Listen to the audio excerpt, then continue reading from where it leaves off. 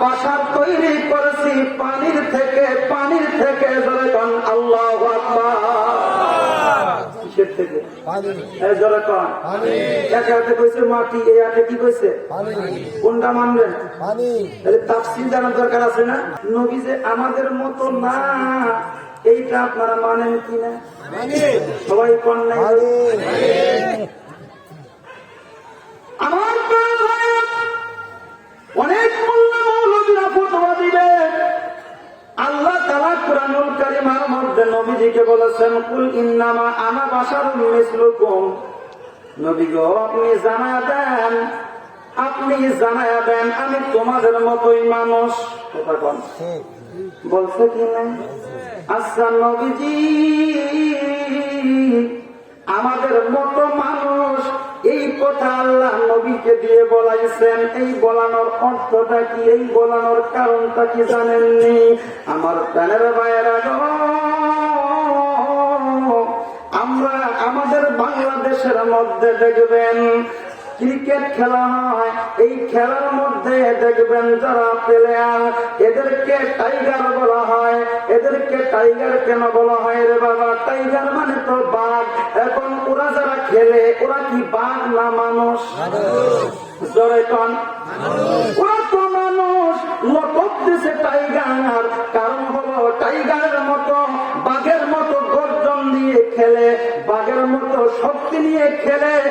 তারা বিজয় ছিনিয়ে আনার কারণে তাদেরকে টাইগার বলে উপাধি দেওয়া হয়। মূলত কিন্তু তারা টাইগার না, তারা হলো মানুষ। কথা কোন ঠিক কিনা? এই বন্ধুর সঙ্গে কথা হইতেছে, এক বন্ধু একটা আংটি কিনেছে, এই আংটিটা স্বর্ণের না। এখন আইনা বন্ধুদেরকে দেখাইলেন, বন্ধু দেখো কত সুন্দর আংটি আমি কিনেছি। অন্য বন্ধুরা কয়, ও বন্ধু তোমার আংটিটা তো খুব ভালো, দামি আংটি, কত হবে? হয়তো 10,000 20,000। এক একজন এক এক কমেন্ট করছে, এত হবে এত হবে। ওই বন্ধুদের ভিতরে আর একজন বন্ধু ছিল, যিনি স্বর্ণকারের জুয়েলার্সে কাজ করত। উনি স্বর্ণ রূপা সম্পর্কে জ্ঞান ধারণা ভালো, কারণ যারা স্বর্ণ রূপের দোকানে কাজ করে অরিজিনাল আর নকল এই বেজালটা চিনতে পারে কিনা?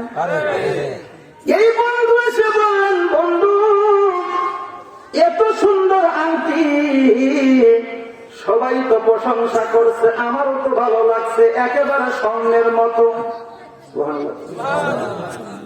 একেবারে সবাই হতভম্ব হয়ে গেছে। কিরে কয় কি? আমরা মনে করছি স্বর্ণ, দাম দিয়েছি 10, 20, 30। এই বেলায় যে কয় স্বর্ণের মতো, তার মানে এটা স্বর্ণ না। আংটি স্বর্ণের মতো কিন্তু স্বর্ণ না। নবী আমাদের মতো কিন্তু আমাদের মতো না, নবী হলো নবীর মতো। কয় নবী মাটির তৈরি। আমি বলবো দাদা মা, নবী মাটির তৈরি এই প্রমাণ আপনাকে করা লাগবে না। আপনি নিজে যে মাটির তৈরি একটা দলিল দেন, একটা দলিল আপনার ব্যাপারে আপনি দেন যে আমরা মানুষ মাটির তৈরি। জীবনে আর বয়ান করব না। ঠিক বুঝেন নাই মনে? আমরা মানুষ মাটির তৈরি, একটা প্রমাণ কেউ দিতে পারবে না। ওরা বলবে আল্লাহ তাআলা জানা দিয়েছেন, অনেক আয়াত মাটির তৈরির ব্যাপারে আছে। খলাকাল ইনসানা মিন তুরাব, আল্লাহ ইনসান তৈরি করেছে মাটি দিয়ে। সলসলিন কাল ফাখর, শুকনা খরখরা মাটি দিয়ে আল্লাহ মানুষ বানাইছেন। এইরকম অনেক আয়াতে কারিমা আল্লাহ তাআলা কুরআনুল কারীমের মধ্যে নাযিল করে দিয়েছেন। মিনহা খলাকনাকুম ওয়া ফিহা নুঈদুকুম, মাটি থেকে বানানো হয়েছে, মাটিতে রাখলাম। এই দলিল আপনাদেরকে দিবে, কিন্তু রে বাবা শুনেন, কুরআনুল কারীমের মধ্যে যতগুলি আয়াতের মধ্যে মাটির তৈরি ইনসানের কথা এসেছে, আপনি একটু তাফসীরটা খুলে দেখেন। অন্তত পক্ষে 22টা তাফসীরের কিতাব আমি দেখাইতে পারবো। তাফসীর কারজন বললেন খলাকাল ইনসানা মিন সলসলিন কাল ফাখর তাবাতুরাব, যতগুলি জায়গায় আয়াতে কারিমার মধ্যে মাটির তৈরি ইনসান বলা হয়েছে, প্রত্যেকটা তাফসীরের মধ্যে এসেছে খলাকাহু আদম সর্বপ্রথম মাটি দিয়া শুধুমাত্র আদম নবীকে বানাইছে। যেরকম আল্লাহু আকবার। খলাকাহু আদম, শুধুমাত্র আদম নবীকে আল্লাহ মাটি দিয়া বানাইছে। আপনাকে আমাকে আল্লাহ সরাসরি মাটি দিয়া বানাই নাই। বলবেন কি দিয়া বানাইছে রে বাবা? 4টা রঙের মশলা আমাদেরকে আমাদের ব্যবহারের জন্য, আগুন, পানি, মাটি, বাতাস। কেবলা জান হুজুর বলতেন বাবা 4 রঙের মশলা দিয়া কে কইরাছে তোর গঠন। 4 রঙের মশলা দিয়া কে কইরাছে তোর গঠন। 4 রঙের মশলা আরে দেখলি না মন কইরা তালাশ, দেখলি না মন কইরা তালাশ, কোন জায়গায় তোর মহাজন। 4 রঙের মশলা দিয়া কে কইরাছে তোর গঠন। 4 রঙের মশলা আগুন, পানি, মাটি, বাতাস। এক যুগতে করলো প্রকাশ। আগুন, পানি, মাটি, বাতাস। এক যুগতে করলো প্রকাশ। দেখলি না মন কইরা তালাশ, দেখলি না মন কইরা তালাশ, কোন জায়গায় তোর মহাজন। 4 রঙের মশলা দিয়া কে কইরাছে তোর গঠন। 4 রঙের মশলা দিয়া। মশলা কয় রঙের? 1 রঙের মশলার কথা বলছি কুরআনুল কারিমা থেকে। কুরআনুল কারিমার মধ্যে একটি সূরা আছে, সূরাতুল আরাফ। যারা বলেন কি সূরা? সূরাতুল আরাফে আল্লাহ জানায় দিলেন ওয়াল্লাযী খালাকা মিনাল মাই বাশার। আল্লাহু আকবার, আল্লাহু আকবার। এই দুনিয়ার মানুষরা আল্লাহ তাআলা জানায় দিলেন ওয়াল্লাযী খালাকা, আমি সেই আল্লাহ যেই আল্লাহ তাআলা খালাকা সৃষ্টি করেছে মিনাল মা, পানি থেকে। মিনাল মাই বাশার, আমি আল্লাহ বাশার তৈরি করেছি পানির থেকে। পানির থেকে যখন আল্লাহু আকবার। কিসের থেকে? যখন এক হাতে কইছে মাটি, এই হাতে কি কইছে? কোনটা মানবেন? তাহলে তাফসীর জানার দরকার আছে না?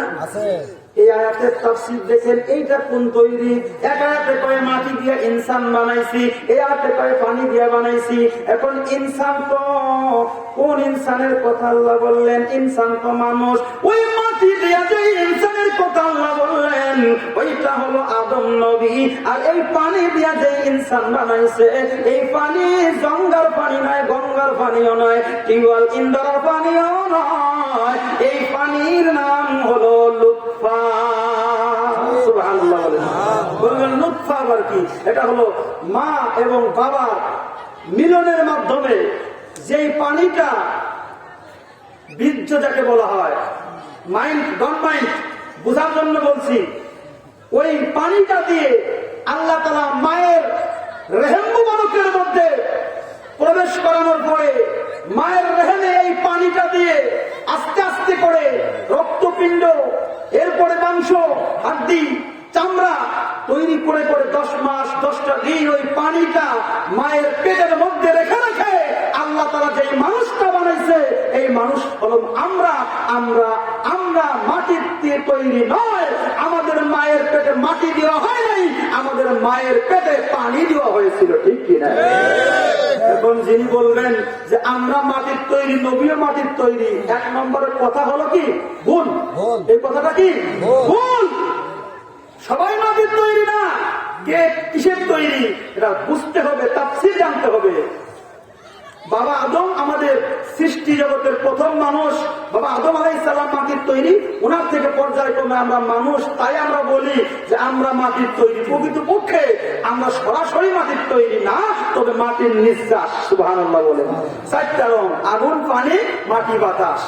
আলো না হলে আমরা বাঁচতে পারি না, পানি না হলে, পানির অপর নাম জীবন, পানি না হলে আমরা বাঁচতে পারি না, বাতাস না হলে আমরা বাঁচতে পারি না। এই যে ভিতর যে বাতাসটা, শ্বাস প্রশ্বাসটা নিচ্ছি, এটা যদি বন্ধ হয়ে যায় মানুষ বাঁচতে পারে?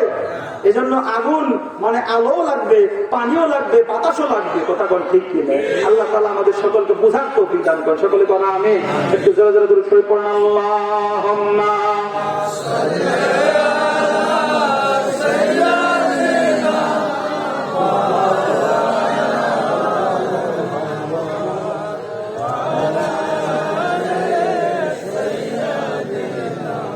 মাওলানা মুহাম্মদ আল্লাহুম্মা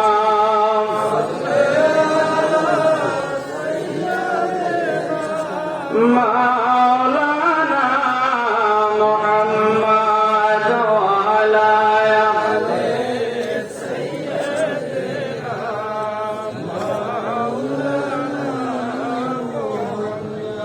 দাদা ভাই, কষ্ট হচ্ছে আপনাদের?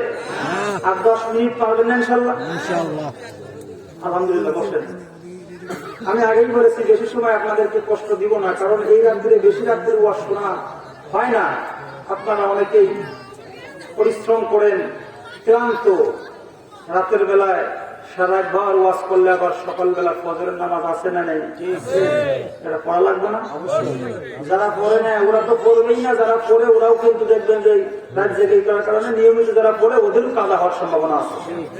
এজন্য আমরা ওয়াজ যাই শুনি, আমাদের ওজিফা কালাম ঠিক রাখার প্রয়োজন আছে কি আছে?